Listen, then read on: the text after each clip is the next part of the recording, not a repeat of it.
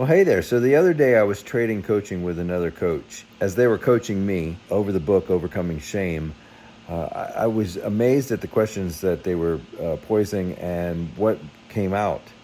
One of the things that came out was that this process is not a process that you can do alone.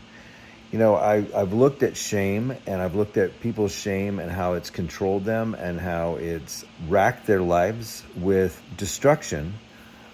Shame is something, if we could have dealt with it, we would have dealt with it. I know people that have carried shame for 50 years, and if they could have dealt with it, they would have dealt with it.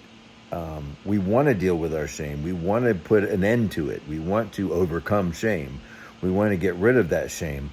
But one of the things that's kind of key is we're not going to do it alone.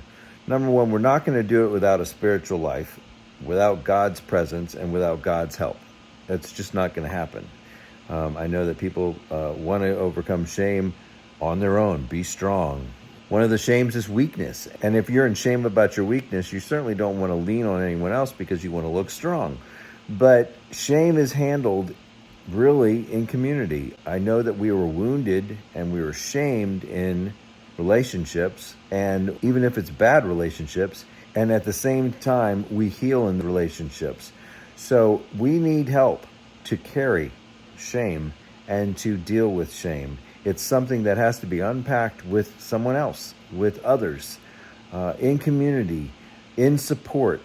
And that's a beautiful thing, because that connected presence of someone that cares, that wants to help you through your shame, that helps you want to process your shame, it helps to take that heavy burden off of us. I know another thing with shame is the energy that it takes for us to carry it is huge.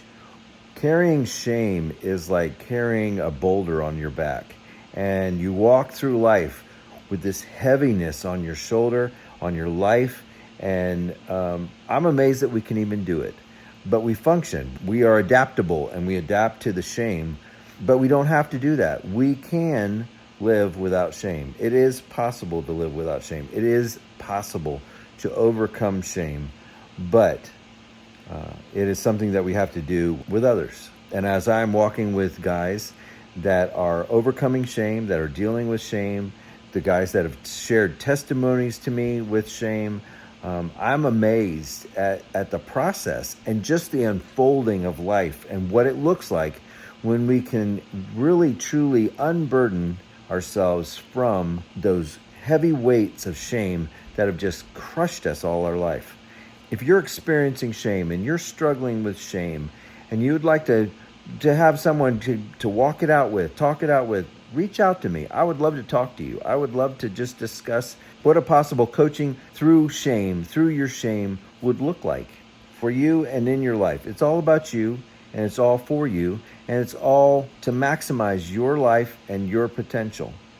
And I love that there's a possibility to get rid of shame, to unburden ourselves from shame, to release ourselves from shame, and to live as an overcoming one, and as an overcomer in Christ and away from shame. Don't battle shame alone. It's not something that you have to do.